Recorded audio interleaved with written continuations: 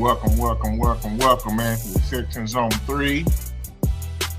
And I'm your co-host, PAT, coming live from the VIP.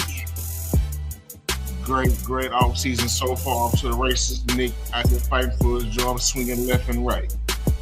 But let me bring some of my guys up, man, so we can discuss what's going on out here in these good old Texan streets, man. First up on deck, guys, I always say, man, it's a kill on the loose. The one and only Killer Cal, man. What's going on, good brother? How you feeling? Hey, salute to you, brother. Salute to the bullpen that's about to pull up. So you already know. And this guy coined us the Ghetto Boys a long time ago. He also called us the 1, 2, 3, 4 Texans. But no other further ado, man. Mr. Keys Rattling, Mr. Grandma himself, man. Dr. Larry Payton. What's going on, good brother? What it do? I was in these streets today, man. I was pissed off, I heard some keys rattling. I said, yeah, it's gonna be all right. But anyways, man, welcome to the good old Texans on 3, man. With no further ado, the gang is here. Nitty is here by remote. So it's almost time. It is time, but it's almost time. We making moves, keeping our own so far. We've also added a player to the mix in David Montgomery. Hate to see Juice Scruggs go, but then again, I don't. We done re-signed Cyborg. We done re-signed Schultz. We done brought back EJ Speed, MJ Stewart. So far, how you feeling about these moves, Doctor? Oh, don't forget Jamarcus Ingram. Casario and his staff committed to 4th down. They always make special teams a priority. Yeah, I believe that's a Frank Ross thing, man. Yeah, what's good, brother? I'm just watching, monitoring. There has been no moves that I'm upset about. The Titus Howard move was not surprising. I figured that we would keep him and give him the extension, but it turns out the Texans viewed him as a guard and not a tackle. So I'm happy that Titus got his money elsewhere.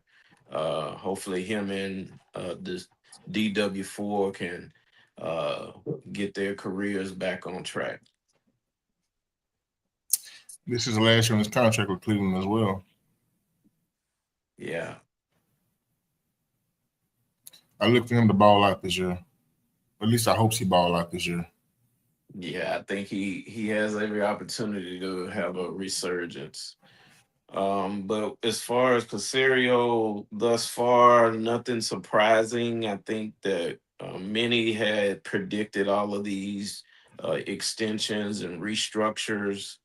The Dalton Schultz and the Neil Hunter moves are basically guaranteeing their money for the 2026 season and allowing cap flexibility for the future by adding more years and void years.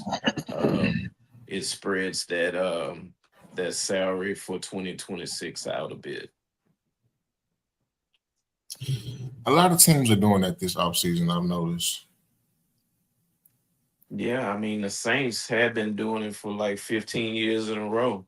Yeah. That's a good way to clean up your books. The Cowboys have done it a lot. The Browns and the Eagles are notorious for doing it as well. Me and Killer Boy on the trade market now, man. Jalen Carter. Man, that's gonna cost a house and a home. Hey, when I seen him, I just lit up. I say, man, Nick can do some of the funniest shit right now. Can do some of the funniest shit. But the Eagles, even though this is Texans on 3, let's stay on the Eagles real quick, man. For everybody that's always mad at Nick, don't like Nick, want to fire Nick because he's missed on offensive alignment. But the moves he makes, though, players he brings in, the willing and dealing he does, has to account for something. Howie Roseman, man, is probably league wide one of the NFL's favorite GMs. Where he can structure contracts, where he's built that team. I'm not saying Nick Casario is Harry Roseman, but he has some Harry Roseman esque in him. I think, and Doctor, you can attest to this. No matter how good Nick Casario does, because he's from New England and has New England ties, that's one of the main reasons why I feel like a lot of people don't give Nick the respect or the credit that he is presumably due. Yeah, I don't like him because he's from New England. You're correct. But I grade him as an A overall because he got the franchise quarterback and he is filled in the roster at the premium positions. Um, I am still highly critical of every transaction he makes, though. I don't agree with a lot of them, and especially when he makes a significant trade like Diggs or like David Montgomery, and he goes in and tweaks the contract to make it less advantageous to the franchise. So David Montgomery is a good move so far, but if he goes in and he messes with that contract and gives him more years or more guaranteed dollars, that's another mistake in my opinion. I don't feel like that would happen. It's the same thing with when we traded for Joe. You needed a running back. If Joe doesn't get injured, we're not even having this conversation. If Joe don't get injured and Joe plays last year, you know, or gave us at least something, we're not having this conversation. So this is one of those moves where logically it made sense to do. It's a better situation than when you got with Joe, in my opinion. You're getting a guy that's has 2 years left on his deal, um, team friendly contract, and I think with Montgomery, it's not about the money. It's more so about opportunity to carries to get to be a true running back one. In Detroit, they were a two-headed monster, and as you look at the league as a whole, outside of let's say Philly with Saquon, the majority of the league is running back by committee, and it's better that way. You saving guys. There's not a lot of wear and tear on just one guy throughout the season. You seen Saquon they won a Super Bowl, led the league in rushing yards. Right behind him was Derrick Henry. This following year, tremendously dipped in production. You know, like for what it's worth, man, the running back position is one of the toughest positions to play in this league. You're getting your ass beat, handed to you every play. So it's better off to share the wealth than it is to pound the ball with one guy 25 to 30 times a game. So I commend them on that. Uh, to get into the comments real quick, man. I like what Space Age doing down here. Shout out to you, good brother. Uh, Space Age says our four core running back should be Montgomery, Marks, Washington, Nick Singleton, who's believed to be the better than Jawar Johnson. Had a 100-yard kick return in college, clocked at 23.6. Guys in college fast and they get to the league, somehow their speed just disappears, especially with Jawar Jordan. Jordan never had speed. He That's has why. speed. That's why he dropped. No, Jawar ran a 4.6. If But Jawar would have ran a 4.4, he would have got drafted in the second round. But Killer, we talked about this last show where I was saying, that 40 speed versus your actual on the field speed is two different speeds. His football speed is different from a 40. I feel like when I watched him come out, when he was coming out that year we drafted him, I just knew that okay, this is our third down scat back. This change the pace back. Then of course he didn't play until this past year, and cutting through, getting through the hole with ease. He had it, the vision, he had it. But that open burst, you can tell this is a guy who hasn't played football in quite some time. It just is that burst that I'm accustomed to seeing from him. It just wasn't there. But Yeah, I mean, he showed good lateral movement. He showed patience to hit the hole, but for his size yeah, and his actual speed, it's like I said, if he ran a 4.4 flat, he would have been one of the top backs drafted. But that's neither here nor there. I think that I really like that four that he has right here.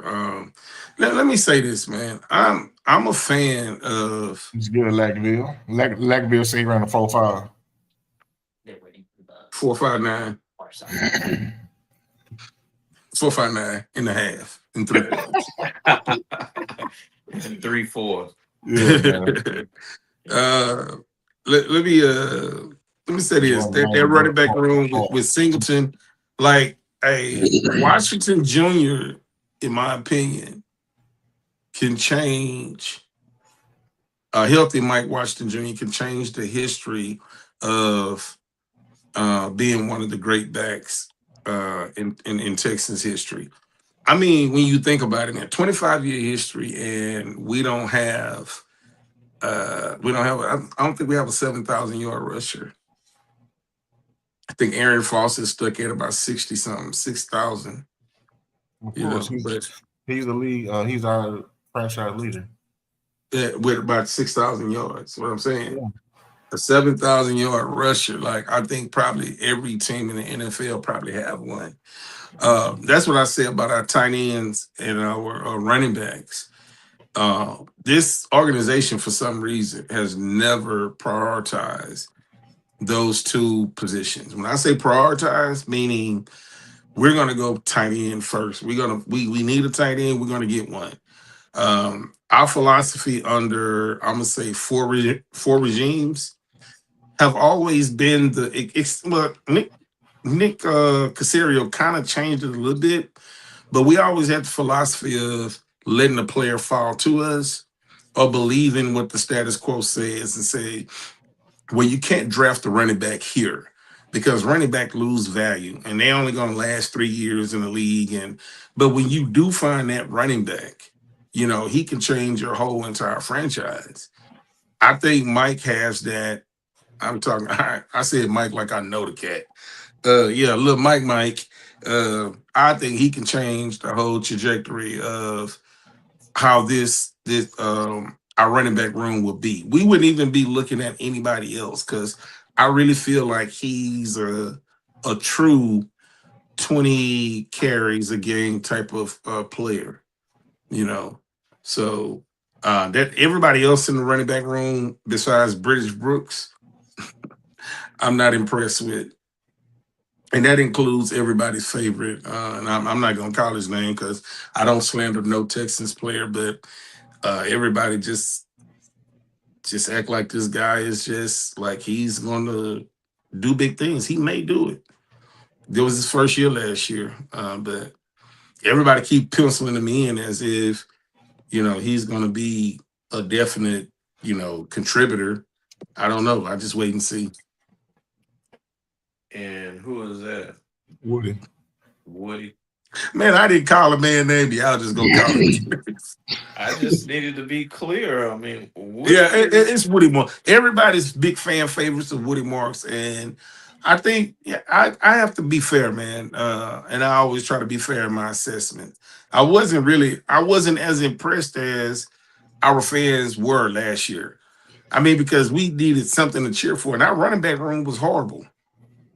It was horrible, man. When you look yards per carry, touchdowns, everything that you have in there, Woody is better than British Brooks. Okay, British Brooks ain't played, but you can make that assessment. How? I don't know, but okay.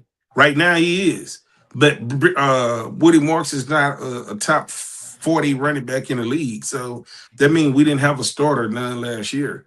Whoa, that's So hey. I'm not with you on that one, Lackville. Brooks yeah. gonna make this team, bro.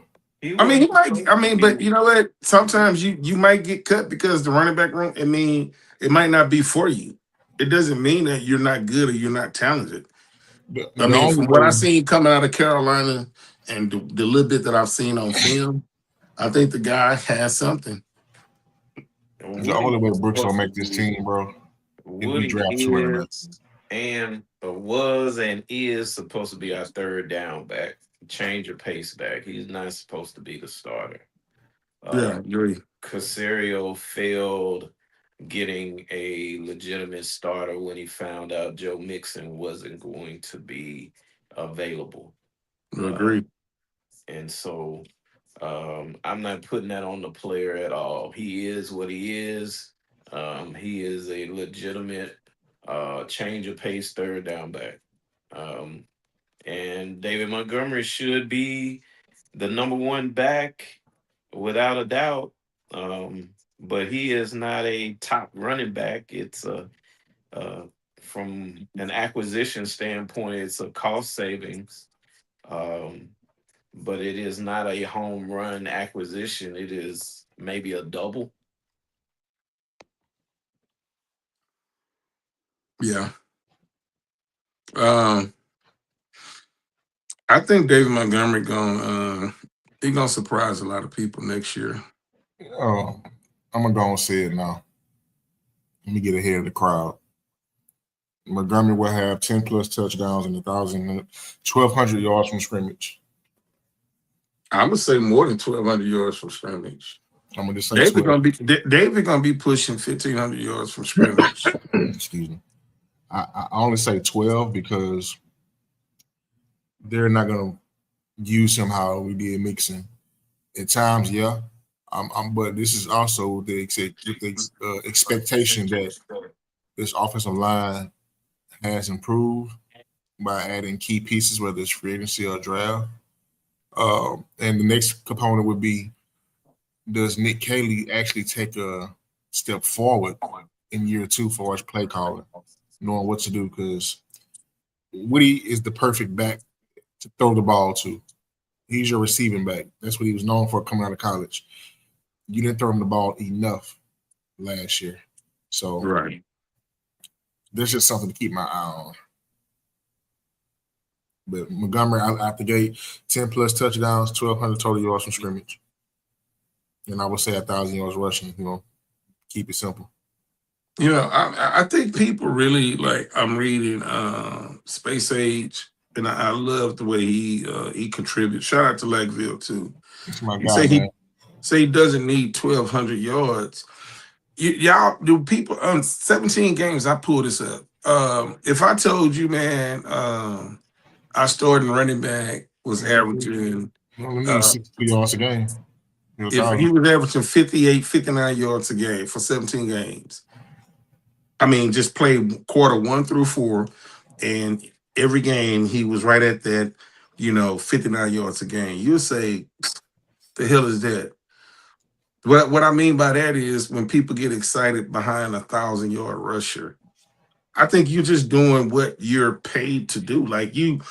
That's like me showing up to work, punching in the clock, and just doing what they expect me to do.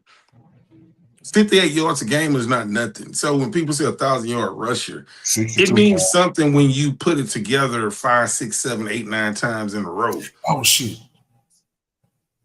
You're right, because of the extra game. Yeah, 17. Yeah. So it's like 58, right? 16 It's right games. at about 59 yards a game. So The extra game pushes that and knocked the number right. down. So 1,200 yards is not really a lot. So if you add that, you're probably looking at about 66, 67, maybe. I don't know. I don't know the math or whatever, but it's not a lot. You can have 1,200 yards and still have a running back room by committee. That committee, a running back room by committee means you have a legitimate second down running back. I mean, a second running back, and then you have a third down running back that you can put in on occasions. David Montgomery is so good that he catches the ball out of the backfield. So some series he might be a 3-down back.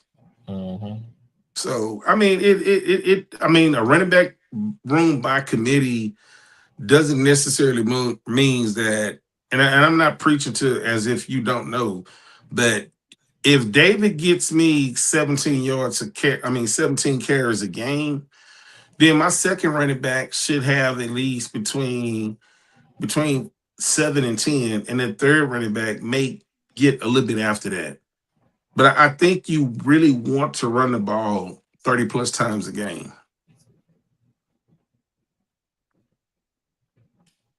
Yeah, they should. But I want to just calm down the expectations of David Montgomery, Demo, as people are calling him.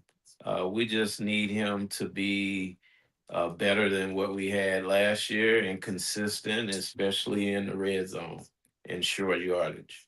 Where our offensive scheme and our coordinator struggles, he needs to be able to make up for that shortcoming. I seen a stat that said that in the last 3 years he has 33 touchdowns. In the last 3 years, I think the Texans running back room combined had like 33 touchdowns. Yeah. So he has a nose for the end zone, especially in short yardage. Like he really moves forward. And I'm gonna say this: I watched him play, and people gonna disagree. That's cool. I see a lot of Joe Mixon in it. I see a lot of when he get in the open field. It's hard to catch him. I've seen him where DBs were struggling to catch him and they couldn't catch him. So when I made that statement that he was a power speed back, I don't mean like a speed back to the effect of running a 4.3. Or he's gonna break it like at any time he can break one for 85 yards. No, I just feel like that when he breaks one, he can. I put it like this: he probably gonna have a multiple 40, 50 yard gains next year. And because I mean he's very hard to bring down. His style of play kind of reminds me of Mixon a whole lot. Yeah. Mixon is more talented, but I mean, he'll be fine. He's an upgrade of what we had. Mixon didn't play, so we're not including him in that equation of what we had. Right. The fact of the matter is, until Joe Mixon arrived, we didn't have a legitimate running game since 2019.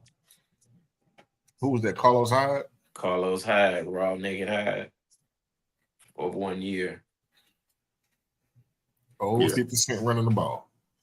Yeah, so I mean, it's probably not that challenging, but I think the passion and amount of time we spend in about running back, the question I put back to you all, are you satisfied with just that transaction? As free agency approaches, the draft is coming. Are you satisfied with just the addition of David Montgomery? It's a start. I was about to say that. It's a start because free agency haven't even started yet. And Okay. I was listening to the community and people were somewhat semi losing their mind. And I'm like, legal tampering haven't even started yet. That starts actually tomorrow. So people were Tomorrow like, evening. people were really upset. I understood the Titus trade. I know we're going to get to the rest of them. I understood everything that Nick done. I mean, because look, and we'll get to that. We'll get to Joe Mixon. But to answer your question, Larry, that is a good start because the guy that Patton wanted, he wanted Walker. Um, Look like that price tag is going to go up. Um, He's worth it. he's worth it, but I think that you can get solid production. And if you go back into the draft and get you, I keep saying it may be Price, it may be Washington. But if you get one of those guys, you just let Montgomery play out his contract, and if he has a good year next year, you treat him like Dalton Schultz and like, hey, we'll bring you back on these little short stints. But at least go and try to find that running back.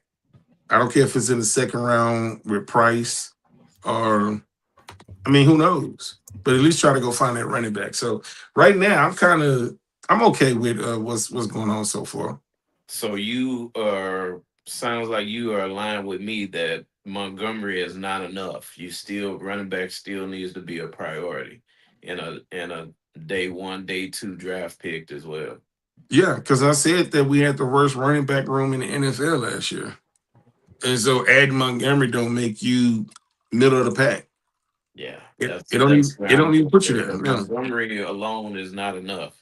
no, no. If you brought back Montgomery and wiped away that whole running back room, and I'm fair about keeping Woody. I'd be fair with that. And if you found a way to incorporate Jordan and everybody else, well, okay, that's cool. You just got to find a way that all these guys have strengths. And I just feel like that our coordinator has not found the strength of the player because he's worried about running his system of plays. And to me, that's a problem because there are going to be matchups and games that, Jawar Jordan or, I can run a two back set with, Jawar and whoever, Woody Marks and British Brooks. I can motion one out of the backfield and I can have one as my single tailback. I can run no huddle offense. I rather run no huddle, not hurry up, but no huddle offense and catch you off guard on matchup problems. So there's many ways that a coordinator can control the game. Like you pointed out something that then we played the Rams, and you made the point of how McVay was setting up Puka the whole entire game Yes. and ran that play like in the fourth quarter. You said, Yeah, it was in the fourth quarter when the Texans were pressing them. They made the game close. It was a one-score game. Texans defense was trying to get the Rams offense off the field, and it was a critical third down. and you was like you were waiting for Kaylee to. You saw that up close. You was on that staff. Y'all pretty much same playbook, Right. and he never used it. I was waiting 19 weeks for him to use it. Those are the things that concern me about. Now, hopefully, we can see growth and progression between year one and year two. But I need to see more innovation. I need to see you making Noel and Hutchinson and Higgins. Find out what they do great. Put them in Mitch Max and exploit the defense. Find ways to put them in motion and put them on drag routes. Let the receivers drag, let the receivers release, and they drag. Always have a drag across the field. Making the safety have to honor that wide slant that guy is lining up way wide, and he's just dragging all the way across the field. You have to incorporate a lot of. You have to. I bet you Woody Marks probably only.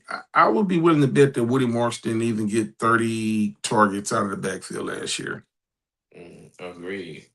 So we play 17 games, so that's less than 2 targets a game. That's malpractice. You can't do that when that was one of the things that made the fans excited about him coming out of college. Coming out of Mississippi State and USC. So you didn't you failed to use these guys, and you have those weapons. That's why you still have people clamoring about we need another wide receiver and we need this. I think we need a running back. And I agree with you, something that you said. You said you didn't mind if they spent all their draft picks, well, at least the first 5, 6, however many you said. I don't want to misquote you, but it needs to go all to offense. And I agree with you. Yeah. Yeah. I think we have we D'Amico has what he needs on defense. And there are some that say we should continue to build on our strength, but the offense has too many holes, I believe, to constantly reinvest your top assets to the defense. D'Amico has done just fine with journeyman defensive tackles. I'm not totally against one of the picks being there, but out of the three of those first four picks in the top 100 need to be offense, and they need to be players that can come in and contribute right away. Yeah. I'm hoping that we draft two linemen that are day one starters. I think that because that um Popovich, you know, getting that first year up under his belt as the lead dog, and now I think that his voice will resonate in that room as far as looking at the talent and saying, like you said, now he might not be the end all, um, but you always said that Nick Casario needed somebody else in the room when it comes to evaluating offensive linemen. Because if Nick hit on offensive linemen like he do in that DB room, then we'll be sitting straight. But that DB room is looking pretty, and that offensive line has just always been in shambles. That's been his Achilles heel. So maybe there'll be something when they go to that table and everybody has a vote that Popovich, his vote would ring louder because that's going to be his room. That's the number one room that needs to be improved the most. And I, if you don't improve that line, then you have an asset that you have to make a decision on, which I think that you're going to, re-sign CJ. Everybody wants to, write their numbers on that blank check, but regardless of what it is, you're not moving away from that young quarterback. I mean, he would have to have a very disastrous, catastrophic year next year yeah, for them to say, you know what, he's not the same, and it'll be all mental. But you're going to resign CJ, and regardless of what we sign him for, he's going to be in the top five. He's going to get some guaranteed money, and he's going to have a place in this organization. Because if you're talking about starting over, Nick already knows that he's going into year 6. Nick can't go get another quarterback out there. Nick could be out of here. And I think Nick enjoyed. Nick has something to prove because he's been working on this project and he's almost to the finish line thinking that, see, I told you I can do this without New England. He don't want to go somewhere else and have to start this process all the way over. Nick needs one Super Bowl to quantify that his way was the right way. He just need that one. It's just like when Tom Brady got that one with Tampa. Everybody was starting to question, oh, so was it really Bill or was it really Tom? And Tom can hang his hat on that and say, hey, I did it without him. So I think Nick Casario has that type of ego that he wants to say, yeah, I was able to build this team. yeah. I don't know if it's ego or not, but I would like to have another voice or somebody with experience weighing in on the offensive line talent. I don't know that Popovich is the one that I would look to for that. I do give Popovich a good credit for his work with Ursery, but he doesn't have enough experience, nor has he been around enough good offensive linemen to recognize the type of talent that we need to add. So when I say add somebody to the room, let's add some experts from outside the building. Right. I agree with that. Let me hit one of these. Let me go to the bull ring right quick. Lagville. He said, I think running back is not a major concern for Nick since he traded for one, but I do think he drafts a running back in the later rounds of the draft as insurance, like rounds 5 through 7. He's going to draft another running back. I just hope it's not one of those let's hope guys. Let's hope he turns out to be something that we invested little or nothing and want high returns. I mean, I want them to go and invest into Washington or Price. And the reason why is we watched CJ have a major meltdown. And if we would have had any type of respect from the defense that there's a possibility that we can run the ball, we're in the Super Bowl. If we just took the ball out of CJ hand, first of all, he threw 47 times in horrible weather in the playoffs on the road in New England. That's yeah, I mean, we'll blame Kaylee for that, but Kaylee has a boss that he has to answer to. And I think that, you know, at some point in time that D'Amico should have said, hey, enough is enough, man. We gotta try something different. Like Mhm. we gonna run it. We're gonna do something. But that guy out there, he is crashing and burning. 4 interceptions in the first half. You're not doing anything to help this dude confidence. So I think we had a running game last year. Uh, I think this year we'll be just definitely talking about. I think we would have been in the Super Bowl. Whether we would have beat Seattle or not, I'm not sure, but it would have gave us an opportunity. So I'm not sure about just let's just go and get another running back because go and look at the list of running backs that the Texans ever had throughout their 25-year history. And I think we came up with Ben Tate being drafted in the second round. Um, but they never really paid, attention to that running back room. It's always been under this system, the Shanahan system, that you can find the Orlando's Gary, you can find these running backs and just pluck them in, and they'll go for 1,000, and they'll work the system. Ruben Even the Jones, New Mike the, Anderson. the New England room was the same way. You know, yeah, let's just go. We'll just draft this unnamed guy, and they'll work out. But New England had their greater success. I saw this when they brought in Corey Dillon as a free agent at 28 years old, the same age as Joe Mixon and the same age as Montgomery. And he was a very pivotal part of their success when they brought him in. So hopefully we can replicate that. That's a stretch, but hey, I'm believing Yeah, that's a stretch. Uh, but free agents, here's my bold prediction. Casario is going to waste some money on some free agent special team player that we all going to be scratching our head like, what the hell are you doing, man? When we out here trying to shop for instant contributor on our offense. I know it's part of what you have to do. You can't be all glitz and glamour, but I would like the priority to be the priority, and let's get it done. Let's get Linderbaum done, and then let the rest of it fall where it may.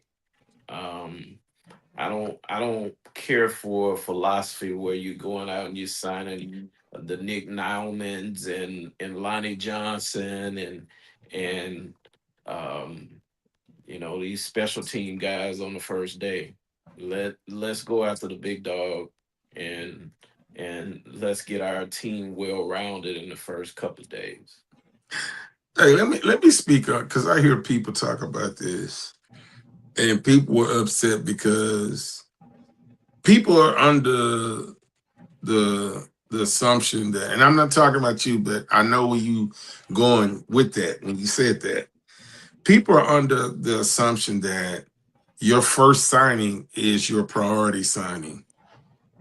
Lonnie Johnson signed a vet minimum contract that was easily to sign and move on from, and it didn't hurt any other future signings because I think we got Danielle Hunter the same year.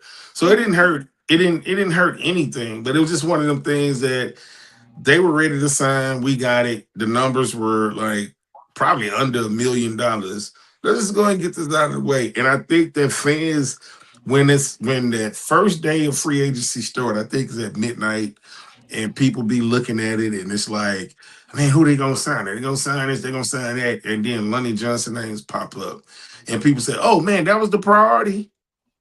No, it wasn't.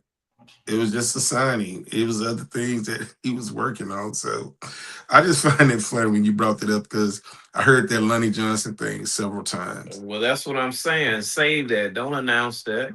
Get that out of the way. Let's get to the real nitty gritty. You got work to do. We I don't need get no you, man. layups. I get you, man. I'm Well, saying you should be over at Lyndon Baum's house and doing all you can to get him rather than sitting over in River Oaks signing Lonnie Johnson or a special teamer. Get your ass out on the road, go to the agent house, the player house, legal tampering. Get out there and do what you need to do, man. Don't I be agree. don't Yeah. be over here on the sideline just making phone calls. Go knock on some doors. Do some damn persuasion. Yeah. Do y'all believe if we sign Linderbaum that our offensive line is solidified at that point? No. I No. mean, no, it's just the same thing, but it's the same question that Doc asked about Montgomery. It's a brick to the foundation of what you're trying to build. It's a big brick, though.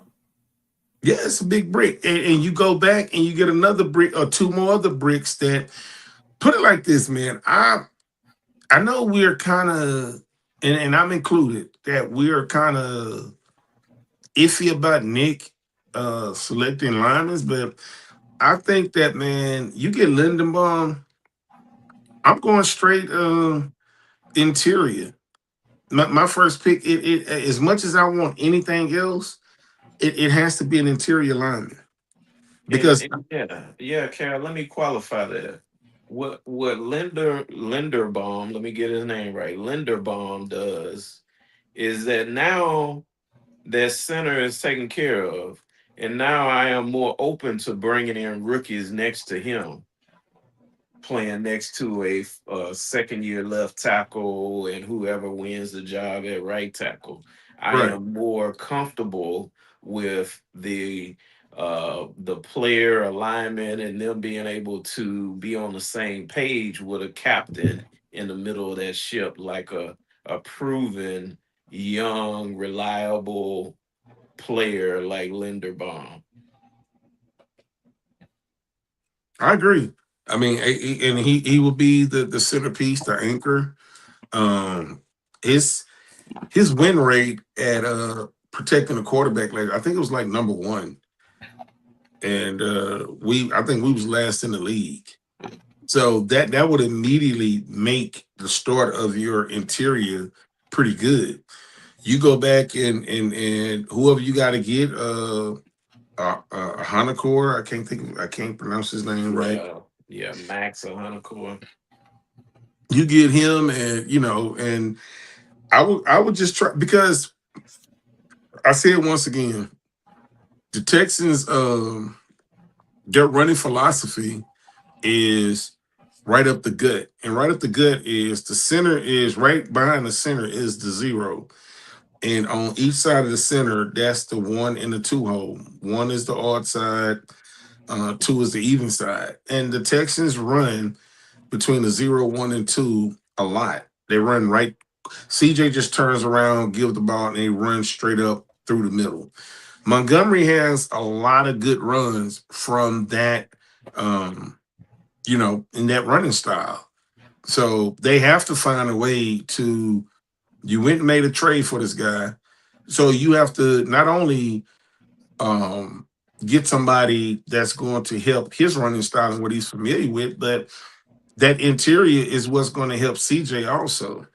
And so if we have the big 400-pound giant on that right tackle, if he can stay healthy and Ursary makes another step, you can solidify that room, man. And hopefully this guy that hey Doc, who is our the other guy that's hosting the show with us right now? Patton. Patton been talking about this guy, the GOAT. Lachey. He, he been talking about this GOAT guy for a long time. Like, if the GOAT can get off the couch and become the GOAT instead of a GOAT, and he can be that blocker, and we can have Fisher playing his regular role as a tackle, then the GOAT needs to show some GOAT activity. So, hey man, you hit on a lot of things, but I'm gonna need you to hit on that one. Well, I'm gonna blame on Nick Caton. He's supposed to be the tight end whisperer, and clearly he ain't said a damn word to my guy. Forgot he was on the team, Mm. but that's neither here nor there. I am looking forward to him having a comeback year. I don't want to say breakout because Dalton Schultz is the guy in that room. I also look for us to add another body to that room, if not two, Mhm. preferably through the draft. I don't see us signing anybody. Depending on what the Bears do with Cole Kmet, I wouldn't mind having him here. But this We offense, definitely need a second tight end, like yeah. major, I major. mean, We need a second tight end that can be a starter on at least 10 plus teams. the thing He about just that, doesn't need to be a tight end that he would never start on no other team. Lackville funny tonight, man. Hey, I bet you one of these he making the team this year. You think he's He, gonna get some PC this year? He should. of course. If we were bottom of the barrel team last year, he probably would have played. He didn't Mhm. pick up the playbook quick enough. That's all. And we still nursing his nagging ankle injury. I think it But was more the injury than the playbook because it was times that we didn't have no tight ends. yeah, You know, and hell, even in that day when Schultz got hurt, like we could have used his blocking and his size, and but I think it was more the injury. So Luke Lachey, space age, yeah, the goat, a goat, the goat. a goat. That's my Yeah, I can man. see Casario getting a middle of the road veteran tight end in free agency and drafting another tight end. Because what did McVay do last year? He ran 13 personnel quite a bit. And so I would hope that Kaylee will follow suit and be more of a Rams offense than a Patriots offense. Yeah, I agree. I agree with that. Hey, Pat, you want to hit some of them in because we still got a few more other free agent moves that we got to hit on also. But you want to hit the bull ring because hey, Space Age, he gonna run up the whole bandwidth on his internet, bro. Yeah, man. Space age and Lackville have been going pretty much back and forth. Rodney Bryce says Ross from Stanford is nice. I like him, but Rodney, I don't know if you was here the last episode, but me and Cal, we talked about tight ends, found two good quality guys for us. I would say check out that one. But to give you, I still got my notes right here. Of course, y'all know my guys from Michigan, Marlon, Marlon Clean, and Tanner. I can't pronounce his last name, but Tanner from U of H, 6'7", super red zone target guy, will be available in the later rounds. Um, Marlon, he's a receiving tight end. He can block. He can block. His blocking is pretty decent, but he's more so of a receiving tight end. To give you a player comparison with him, I would say Dawson Schultz with more of a willing to block, willing to get his nose dirty. I say that. Tight ends from Michigan, they have to block. That's a predominantly running school foundation. Like that's just what they do. They run the ball. So you coming out of there, best believe you're gonna have to block. Um, Even as good as my guy last year, Loveland, he was a true receiving tight end, but he also would block. But I really like Tanner though. 6'7", that type of wingspan in the red zone, easily 8 to 10 touchdowns a year just off red zone production alone. And he's no slouch. Only thing about him is can he be a consistent blocker at the next level? College blocking in college is pretty good, pretty decent, but pretty good and pretty decent can get you hurt in the NFL at that position, especially with us. Um, I don't know if you guys talked about it yet, but Daniil Hunter is getting richer and richer every year, but Mm, like very, very like deservingly so. right. Adding him to the team, and even though it was a free agent signing, some could say we swapped our player DNs because soon we signed him. No, the Vikings signed John Grenard, and then we signed him. So Right. damn near swap, but we got the better of the situation from the players. Yeah, because Jonathan on the move again, right? Did they already make a decision on that contract yet? I think they finna release him. Yeah. Yeah, they got an interim general manager in there that's cleaning house. Mm. And What so y'all? speaking of free agents, one of the guys they're gonna release over there is Jonathan Allen, formerly of the Washington football team. And that's a guy that I would like to add at And a Hargrave too. Hargrave a little too old for me, but I rather Allen give him one of the Casario specials, especially playing with these edge rushers. He should feel right at home. Hargrave said that if you're a D tackle or playing the D line, playing in Brian Flores defense is not for you. And I kind of find it kind of shocking because that defense is big. All of Flores' defenses are pretty stingy. I know he blitzes a lot, but I just find it quite interesting.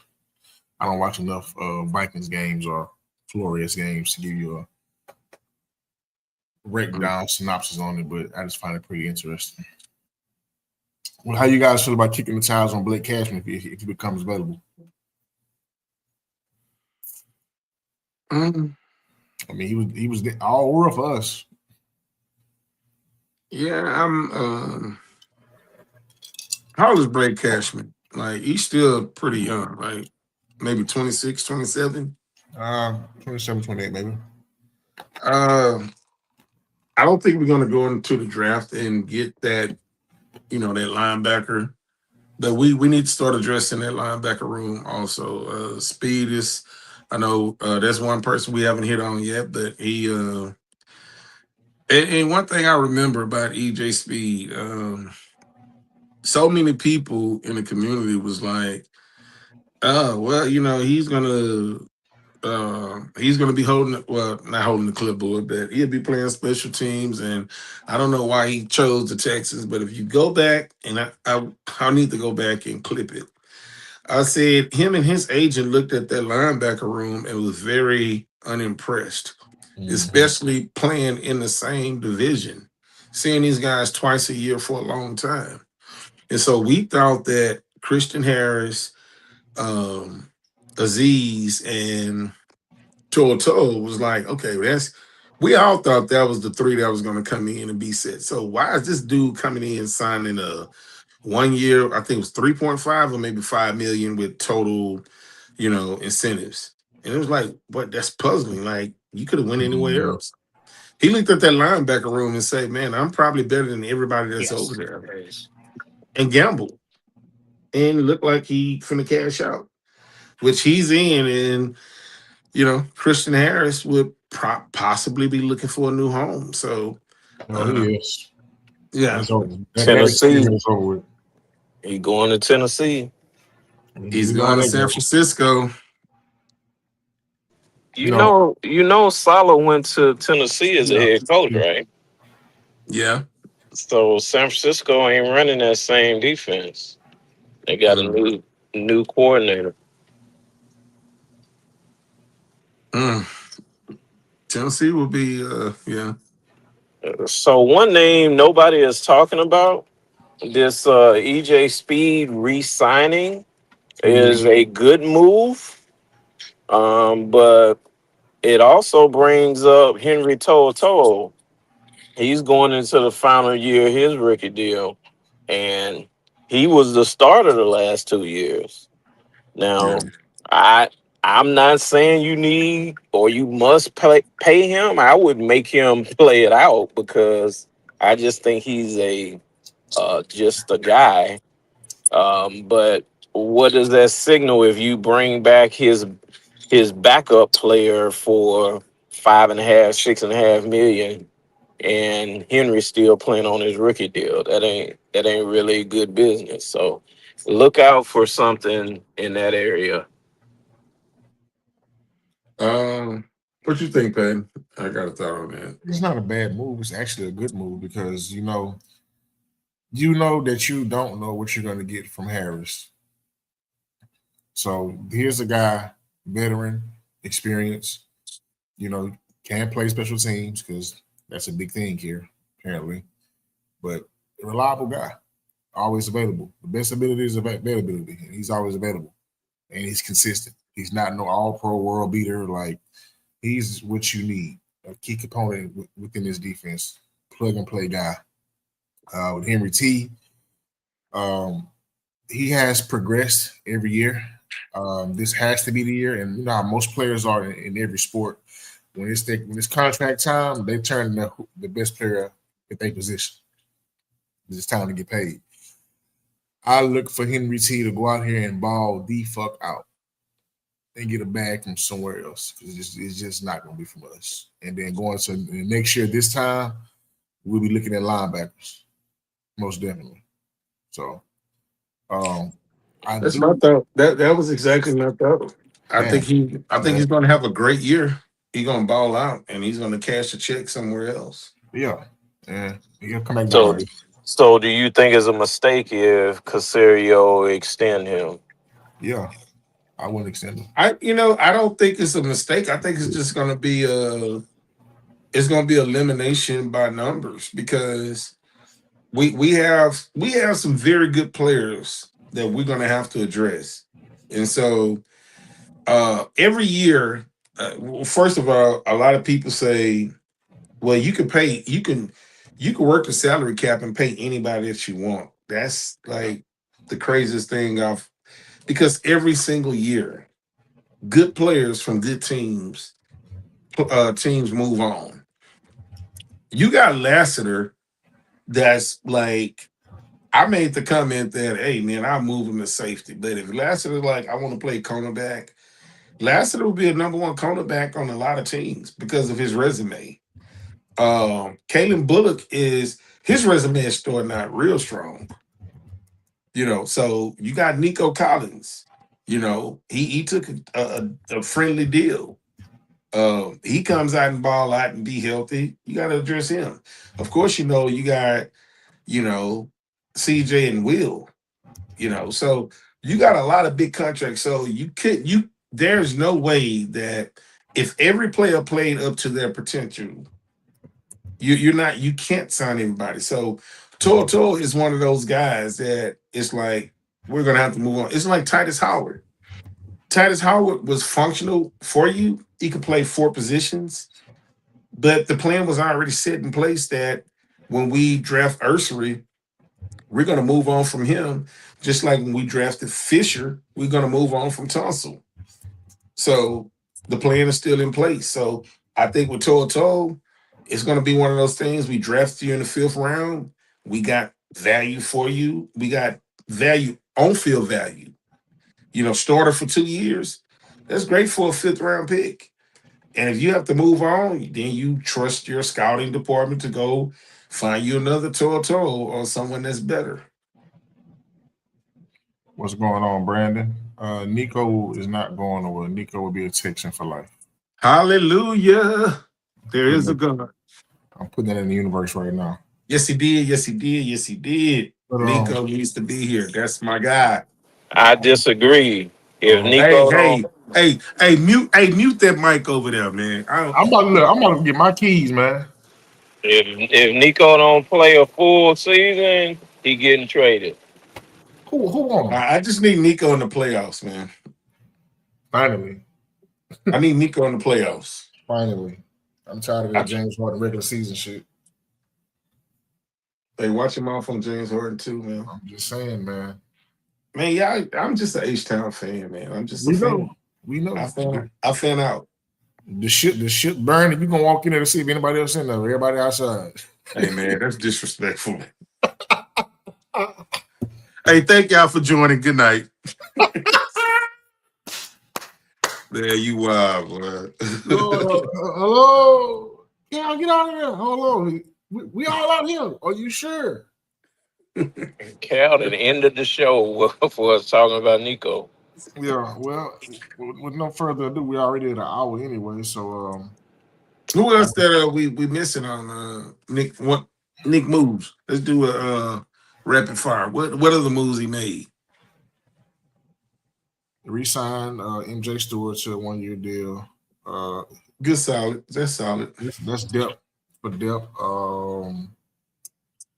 We got Trent Brown 1 year for 7.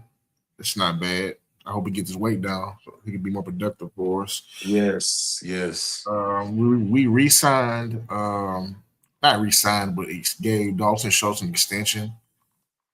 What you Uh, think about that? as I was telling y'all guys in the text, man, that's a long game move. Like that ain't gonna benefit us this year. That's gonna benefit us next year because what Nick is doing now is going to be doing the same thing next year. That's gonna be one of those moves predicated off CJ going to do what he's supposed to do this year. That's gonna be one of the moves to help him free up some money to give him that extension that he Mhm. hopefully he's earned. Not a bad move. You don't have nobody behind him right now. You can say this is the guy of the future right now. You got to go out there and prove it. So it's the right thing to do. The biggest one to me, I just can't get over, dog. Like fucking Daniil Hunter. Like Jesus, and that's a good. I'm not mad at it at all. I just wonder where the hell you get this money from. Where the money coming from, man? Like 1 year, 1 year extension, fucking 40 million. That's unheard of. No, it just extends him out so he can spread the money out. Uh, it also allowed him to add 4 years to that. Yeah, So basically, Daniil gets 30 million in cash next season, and then he spreads the rest of that out as dead cap over the length of the total contract. So it's really a placeholder. So if Daniil has another good year, which he looks like he's gonna play a very long time, he can just do that again. He just keep extending it out, giving him cash up front for that season, allowing him to play within the cap.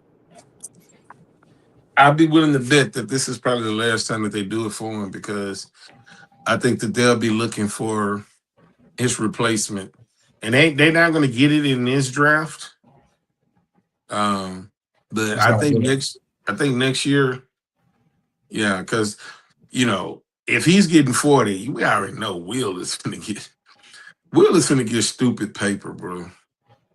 Will is gonna get now. If you talking about a Texan for life, like if you talking about 7:30, Brandon. if you think that I think that man one Super Bowl appearance because we see that in big games, playoffs, regular season, end of season, fourth quarters, when we need a play, Will Anderson is probably the only person on that team that comes up and make the play when we need to make a play. Him or Hunter. Or they meet at the quarterback. Who? Him and Hunter, they meet at the quarterback. Yeah, but what I'm saying is there are specific plays and times of last year that the Texans needed a stop. They needed a sack. They needed third down and Anderson was there. So what I'm saying is that Anderson is going to be the highest paid defensive player. I think Mm-hmm. he's going to be a Texans for life. And I think when it's all said and done, his Hall of Fame career, he's going to be catapulted as one of the top 3 Texans of all time, barring injury. And don't be surprised that he'll be number 1 because that Super Bowl appearance and the Super Bowl MVP, it's going to make him number 1. Well, I hope that you're wrong about that, Cal, because if he is, that means that CJ never fulfills his his ability and becomes that Super Bowl winning quarterback. If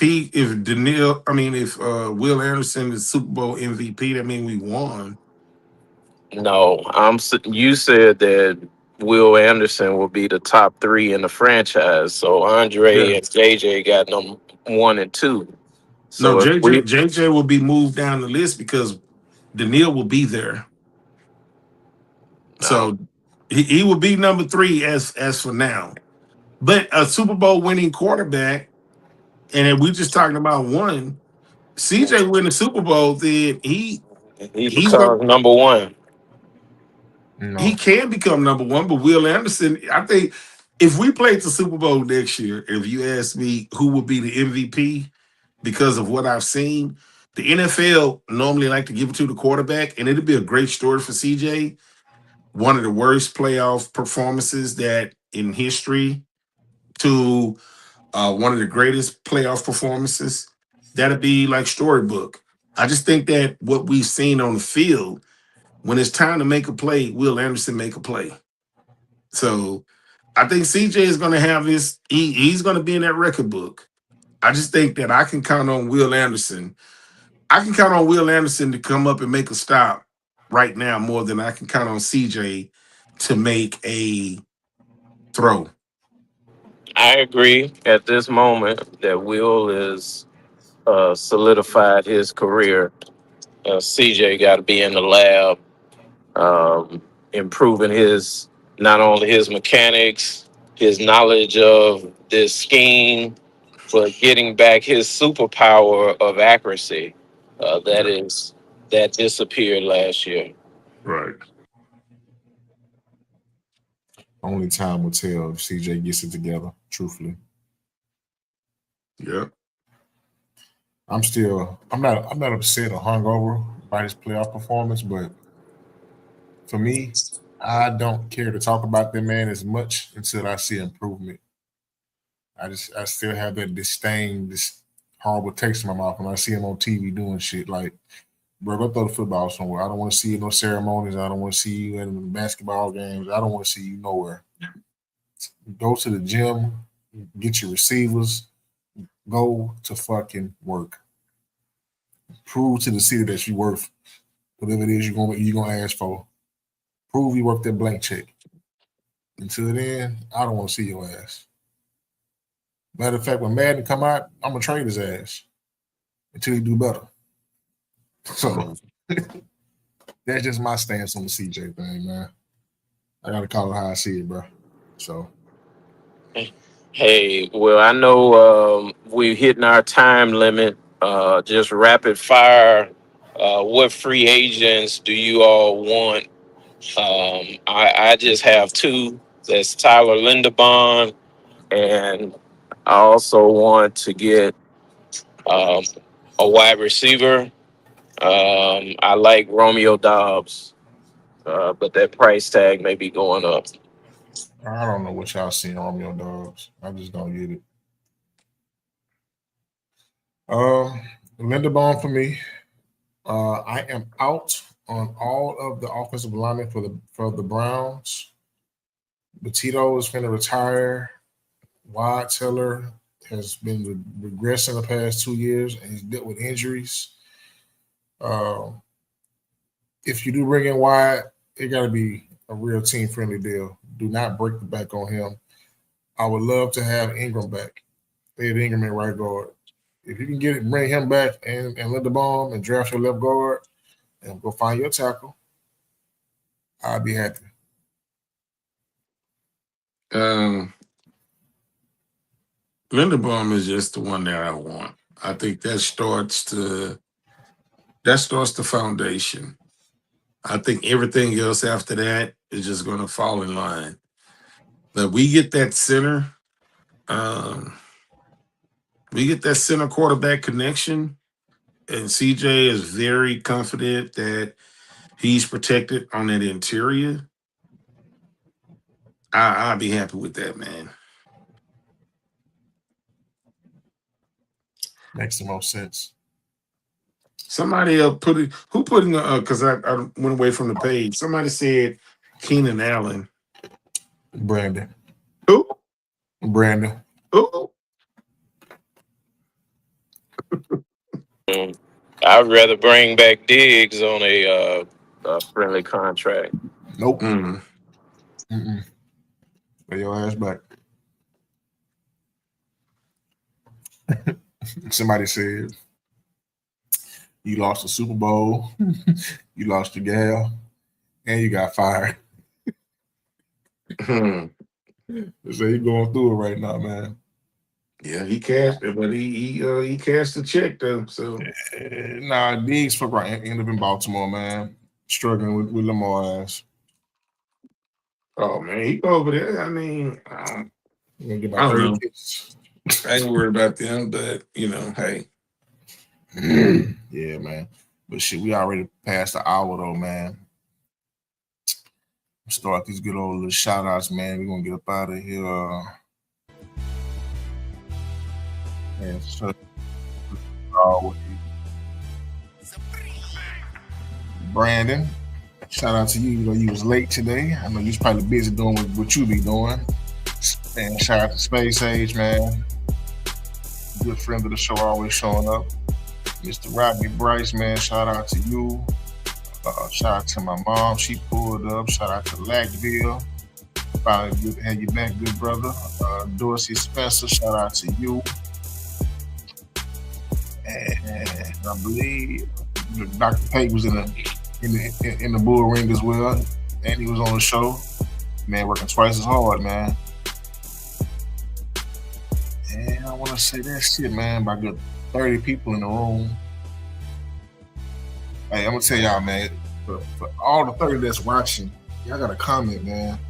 Come talk to us, you know. Bring you up here. Share your opinions and things of that nature. But other than that, man, this is Texas on 3. We'll see you guys on Wednesday. Brandon, I just said Wyatt Teller has had injuries, bro. He's regressed in the last. God damn it! Look, Brandon, show up earlier. God damn it!